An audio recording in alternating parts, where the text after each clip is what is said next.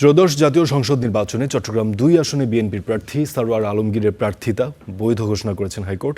এতে বেসরকারিভাবে নির্বাচিত এই প্রার্থীর সংসদ সদস্য হিসেবে শপথ নিতে আর কোনো আইনি বাধা থাকল না। তবে এই রায়ের বিরুদ্ধে আপিল করবেন বলে জানিয়েছেন জামায়াত প্রার্থীর আইনজীবী। গত নির্বাচনে চট্টগ্রাম ২ আসনে বিএনপির প্রার্থী ছিলেন সারোয়ার আলমগীর। তবে ঋণখেলাপির অভিযোগে তার প্রার্থিতা বাতিল চেয়ে নির্বাচন কমিশনে আপিল করেন প্রতিদ্বন্দ্বী প্রার্থী জামাতের নুরুল আমিন। পরে ইসি সারোয়ারের প্রার্থিতা বাতিল করলে সে সিদ্ধান্ত চ্যালেঞ্জ করে হাইকোর্টে রিট করেন তিনি। প্রাথমিক শুনানি শেষে কমিশনের সিদ্ধান্ত স্থগিত করে রুল দেন হাইকোর্ট। ওই আদেশের বিরুদ্ধে জামাত প্রার্থীকে আপিলের অনুমতি দিলেও সারোয়ার আলমগীরকে ভোটে অংশ নেয়ার অনুমতি দেন আপিল বিভাগ। তবে শর্ত ছিল আপিল নিষ্পত্তির আগ পর্যন্ত স্থগিত থাকবে ওই আসনের ফল।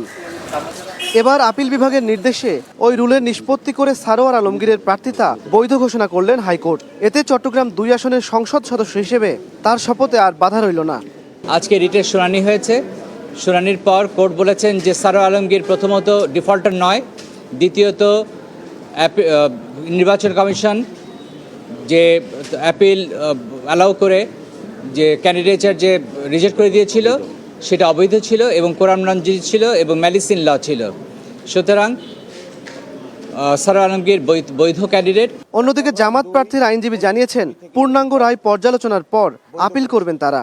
আদালতকে দেখতে হবে কোন দিন তিনি ঋণখেলাপি ছিলেন। এটি কি নমিনেশন পেপার দাখিলের দিন নাকি স্ক্রুটিনির দিন? আমরা বলেছি দাখিলের দিন, আইনেও আছে দাখিলের দিন। তারপরেও আদালত অ্যাবসলিউট করেছেন। এই রায়ের বিরুদ্ধে আমরা উচ্চ আদালতে যাব, আপিল করব। আপিল করে পূর্ণাঙ্গ শুনানির আগ পর্যন্ত হাইকোর্ট ডিভিশনের আদেশের কার্যকারিতা থাকবে না বলে আমরা মনে করি। এবং এর আগে ৩০ জুন ঋণখেলাপি হওয়ায় চট্টগ্রাম ৪ আসনের বিএনপি প্রার্থী আসলাম চৌধুরীর প্রার্থিতা বাতিল করে রায় দেন আপিল বিভাগ। ইমন মাহমুদ, স্টার নিউজ, ঢাকা।